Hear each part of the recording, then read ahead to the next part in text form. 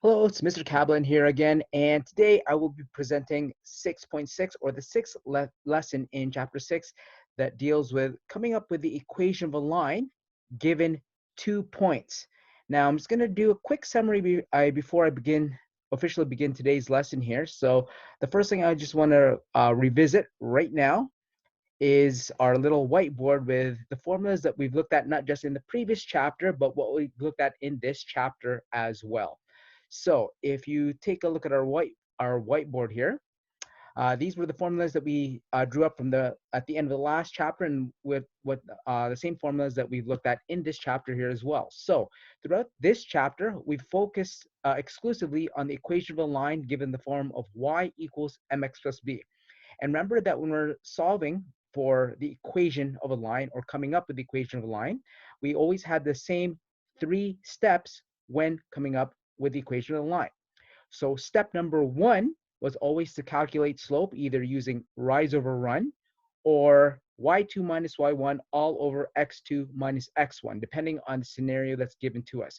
So remember, if you have a graph and the numbers are going up by 1, okay, the easiest way to do that is to use rise over run. And for more complicated problems, for example, questions where the graph, where the scale isn't going up by 1, or in some cases where you're basically just dealing with big numbers, we often gravitated towards the y2 minus y1 over x2 minus x1 formula, okay, to calculate slope. Now in this chapter, we looked at different ways to come up with the y-intercept. And the first way we looked at was simply by taking a look at the graph and seeing where the line touches the y-axis. So that was probably the easiest way because we had something to look at. In the last lesson, we learned how to solve for the y-intercept by using another point. So I'm actually going to revisit one of the examples from the previous lesson just to do a quick refresher. So from the last lesson over here, this was example number 1 from the last lesson, and specifically example A. And I'm just going to go through the steps behind it because today I want to focus on how this relates to what we're going to do in today's lesson. So remember that when I introduce you to this question over here, okay, we use the same 3 steps that you see on the right-hand side there. And what we had to do here was to make sure we read the question carefully to see where the numbers go into the formula y equals mx plus b. And remember that in this question, the slope was already given to us. So we had to take the slope, which in this case was 3, and replace it in for the m. So that was step number 1. Now you notice as I went through this example here, the dotted boxes highlighted where you should be after that particular step there. So for step number 2, you notice that for this one, we had a point that we can use to solve for the b or the y-intercept. And in this case over here, our point here was 9 and 4. So the 9, remember, would replace or substitute the x, and the 4 would substitute the y. Now, when we did that, we discovered that the letter remaining in this equation of a line over here would be the letter b here. And remember that we solve for this simply by isolating b, okay? And then from there, putting our value for b back into the equation of a line. And we already had the slope there. So what we had to do in this particular example is just put the y-intercept back in for the b and then simplify it until we get an equation where we had a number for the m and a number for the b. Now, how this relates to today's question is the fact that in this case over here, just to show you, we did graph this. And up until now, we've always had a graph in order for us to come up with the equation of a line, okay? And we used the graph just to make sure that we were on the right track here. In today's lesson, a lot of the examples we're going to be looking at will not have a graph present. So we do need to know how to approach a question to solve the equation of a line when a graph is not there. And that's exactly what we're going to cover in today's lesson. So let's jump to 6.6 over here and see what we need to do for this one here. All right, so like I said, we're going to do the exact same thing, the same 3 steps, okay? Finding the slope of the line, okay, solving for the y-intercept, and then coming up with the equation of the line.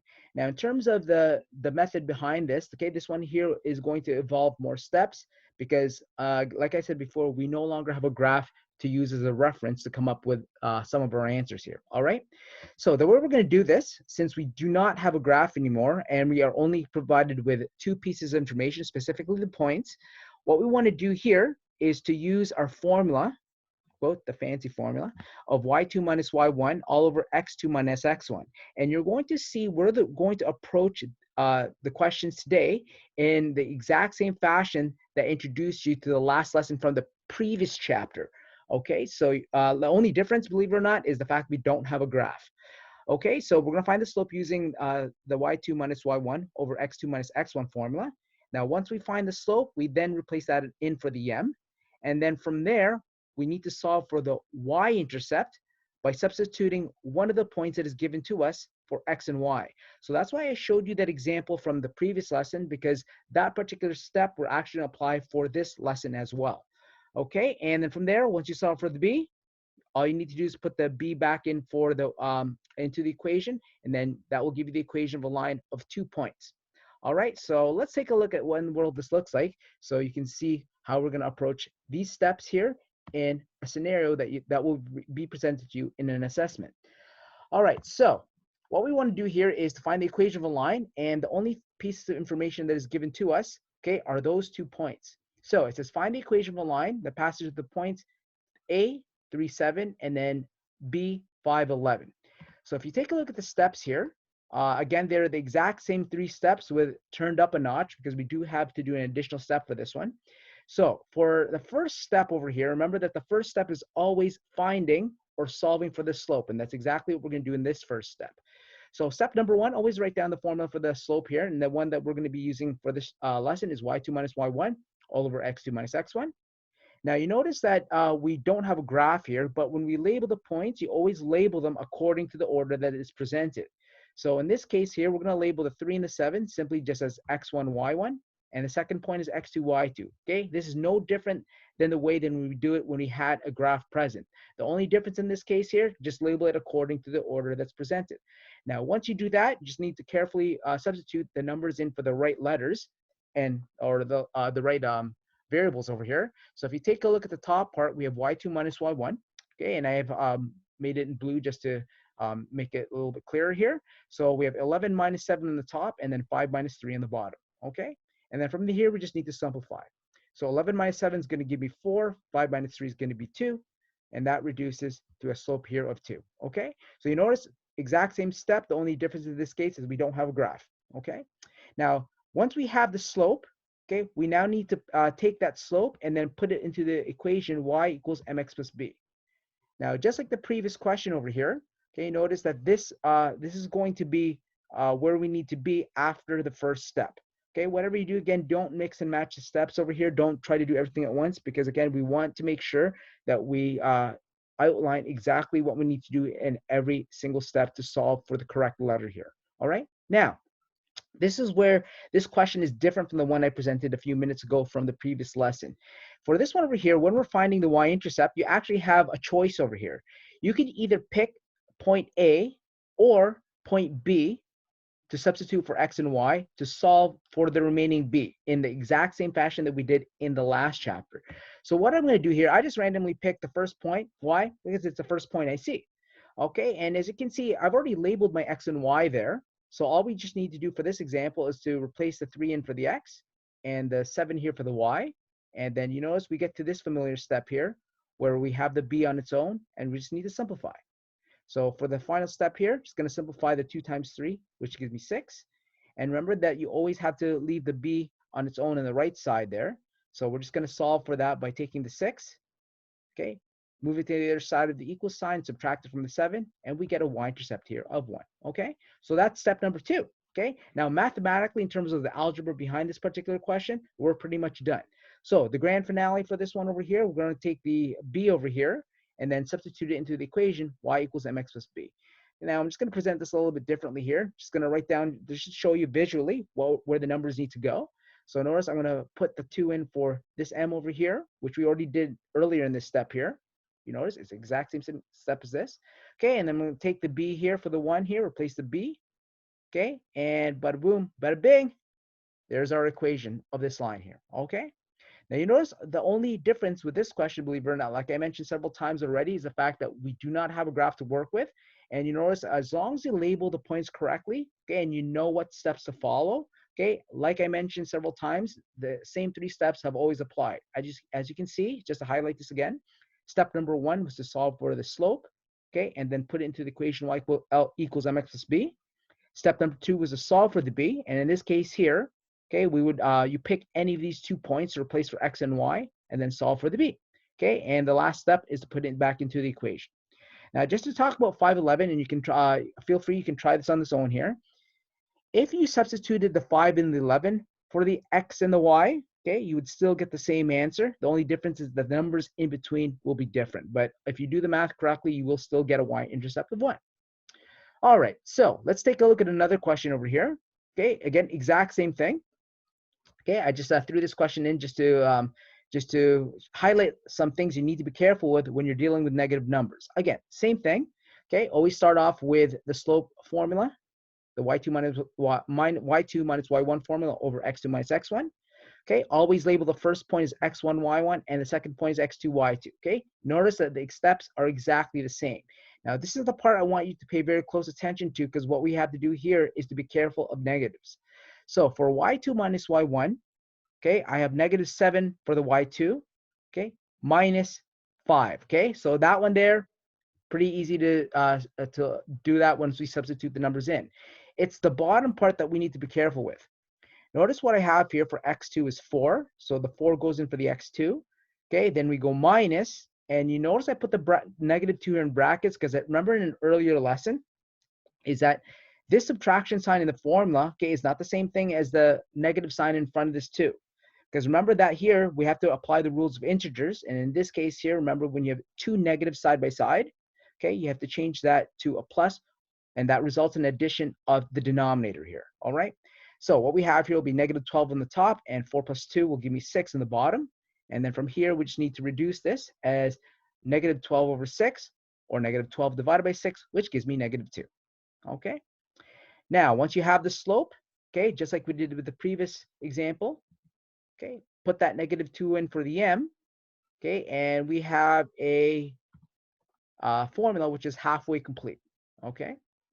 Now, in this next example, like I said, now you can pick any of those 2 points to solve for the b that we have for the y-intercept. And again, I just randomly chose the first one here, which I've already labeled as x1, y1. So when you label it, I notice that when you label it in the very first step here, you've already outlined what the x and the y will be. Okay, so the -2 is going to go in for the x, and the 5 is going to replace the y. Okay, and then remember that when you replace a number, especially one with a negative, okay, just be sure to put brackets around it, because remember that if you look at the right side here, the 2 -2's, when you multiply them to each other, will give me a +4, okay? And last but not least here, we solve for the b by taking the 4 and then subtracting it to the other side, okay? And then we have 5 minus 4, which gives me 1, okay? So just double check, we now have a slope in the y-intercept, so the grand finale, okay, replace the -2 in for the m, okay, and the b here for the 1. So the equation of this line that passes through these 2 points is going to be y equals -2x plus 1. So as you can see, okay, notice we've already looked at 2 different questions, but the sequence of steps is exactly the same. And I mentioned before, the only reason why I did this particular example is just to highlight something you need to be careful with when you're subtracting negatives or dealing with negatives for that matter. All right. So now that we've seen 2 basic examples, I just threw this one in, and you're going to see what reason why, and you might want to have your calculator out for this one. So it says find the equation of a line that passes through the points 4, 10, and then 8, 12. So for this one over here, again, same approach, the slope formula. Okay, next thing, label the points as x1, y1, and x2, y2. Okay, and then carefully substitute it into the formula here. Now, before I throw up the next step over here, remember that when you're looking at slopes, okay, always represent the slopes as fractions in lowest terms. Okay, and the reason for that is because if you start to use decimals, especially decimals that don't end or don't terminate, or repeating decimals, okay, you will wind up with incorrect answers, simply because your people tend to round incorrectly. Okay, so just make sure you keep it as a fraction in lowest terms, because leaving it as a fraction in lowest terms is the most accurate way to present your solution. Okay, now the reason why I'm pointing that is when you go 12 minus 10, okay, that's going to give me 2, and then 8 minus 4 is going to give me 4. Now remember that you can use the fraction key in your calculator, okay, to take any fraction to reduce its lowest terms. So when you do that, you should see that what you wind up getting here is a slope of 1 over 2, okay? Now, don't let the fraction scare you, and I set up this example here for a reason. Okay, so for example, in this one here, this slope of 1 over 2, which you're going to keep as 1 over 2, okay, you're going to replace it in for the m, okay? All right, so what we're going to do next here, like I said, I just randomly picked the first point here just to make sure, again, it's the first point that I see. So when for this example, what I'm going to do here is that this x is going to substitute the x, okay? And, sorry, the 4 is going to substitute the x, and the 10 is going to substitute the y. Now you're going to see that when I substitute the 4 in for the x, we're going to get something that looks like this. Now I want you to take a moment to punch in your calculator, okay? 1 over 2, or 1 fraction key 2, and put 4 in brackets, okay? And you press equals, you will notice that, ta-da, we no longer have a fraction, okay? So that's why don't let the fraction scare you, okay? Just, again, you have calculators at your disposal, okay? So use them wisely, okay? So last but not least, solve for the b by taking the 2 and then moving it to the other side and subtracting it from the 10, okay? So we have a y-intercept here of 8. Okay, and grand finale, coming up with the equation over here. So replace the m with the 1/2 and the 8 here with the b. So the equation of this line here is going to be y equals 1/2 x plus 8, okay? So now you've seen 3 examples, and you notice that even though the 3 examples were different number-wise, the same 3 steps applied, okay? So coming up with the slope, okay, solving for the y-intercept, coming up with the equational line, okay? So we've actually been doing this since the previous chapter, believe it or not. You just didn't realize it, all right? Okay, so we've seen how to use this formula here. So let's just take a look at one word problem so you can be able to apply this when you see a word problem that tells you to approach this in a similar fashion. So it is, when I recorded this video, it is lunchtime here, so this is making me a little bit hungry here. So pizza time over here. What does this have to do with this question? All right, so it says Roscoe purchased 2 pizzas from Supreme Pizza. Okay, hungry guy. So what do we know about the 2 pizzas? Okay, so he purchased the first pizza. It had 2 toppings, and the total came to $18. Okay, so he purchased a 2-topping pizza for 18 bucks. Okay, next one, he bought a second pizza which had 4 toppings, and the total came to $22. All right, so we have 2 scenarios here, and what we want to answer in this question is, we know how much the 2 pizzas are with the 2 toppings and the 4 toppings. We want to figure out how much the pizza is on its own, okay? Assuming that there's 0 topping. So now you're probably thinking, you know, what does this have to do with the equational line? You know, how in the world are we going to solve this? Well, we're going to look at this step by step, and that's why this is what's called analytic geometry. All right, so what we're going to do here is we're going to express the 2 scenarios as coordinates as an ordered pair, okay? No, we're not going to graph this. So what we're going to do here is we're going to take the 2 toppings, and it tells us here that 2 toppings is 18 bucks. So you know what we have here, the toppings controls the total price of the pizza. So that's going to be the independent variable, or the x coordinate here. And that's exactly that. So what we have here is 2 and 18, okay, and 4 and 22 over here. So notice that once you see this, okay, we now have 2 ordered pairs or 2 coordinates. So we're going to approach this exact same fashion that we did the previous 3 examples. So it says, using the 2 points from A, calculate the slope of the line. Okay, so we're going to do it the exact same way over here. So we're going to label the first point as x1, y1. Okay, the 2 and the 18. And the 4 and the 22, I'm going to label down as x2, y2. Okay, plain and simple as that. So we're ordering them. We're labeling the points again according to the order that we see them. And remember that the first coordinate is always x. Second coordinate is always the y. Okay, so let's solve for the slope over here. So what we have here is 22 minus 18 gives me 4, and m is equal to 2. All right, so that's the slope of this line. So let's just think about what this question C is really asking us here. It says, what does slope represent in this situation? So right now, based on the problem, we know that a 2-topping pizza costs 18 bucks and a 4-topping pizza costs 22 bucks. So what in the world is 2? Well, you have to ask yourself, what is the only thing, or only thing that is controlling the total price of the pizza other than the toppings? Well, we know the toppings, okay, is what changes the price of the pizza, but what you have to factor in, well, what does that have to do with the 2? Well, what you have to understand again is that, remember from many lessons ago, that is that slope represents the rate of change, or the rate. Well, in this case here, the rate here happens to be the 2, which is going to be the price per topping. Okay, so this is telling us that in this question, the $2 represents that for every topping that you're putting on, every topping will cost $2. Okay, that's again, that's just basically what it is when you're relating back to slope and rate. So just remember slope. Okay, mathematically, this is why this is analytic geometry. Okay, is just understanding how it applies to this particular question. All right. So now that we have all that, okay, so what we want to do here is to now put it all together, because right now we only have a couple of things. Okay, we have the two coordinates that gave us a slope. So what we want to do now is to answer the question, because we don't know how much the pizza costs on its own. So that's exactly what we're going to do next. So it says use the slope in one point to determine the fixed price of the pizza. So this is the price of the pizza, assuming that there's no toppings. All right, so again, notice I started off with my equation of a line, and right now we're going to replace the 2 here for the m, because that's the only thing that we know. Now, we have 2 points to choose from, and like I said, I just chose the first one randomly because it's the first point I see. So what we're going to do here is that this 2 is going to replace the x, and the 18 is going to replace the y. Okay, so just before we throw the solution down, I just want to explain this next step so you can have an understanding in terms of how this applies to back to the pizza problem here. So in this step, notice what we have here in this particular step is that, remember the 2 was the price per topping.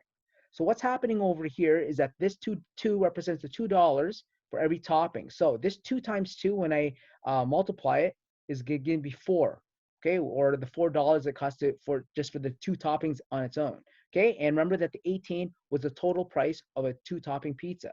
So when we take this 4 and then we move the other side and subtract the 18, that gives us the price of the pizza, okay, without the topping, okay?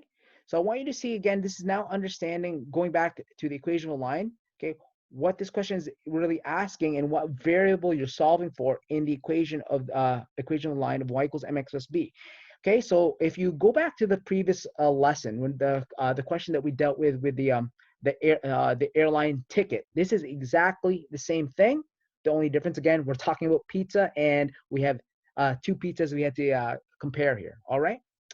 All right, let's just do one last thing over here.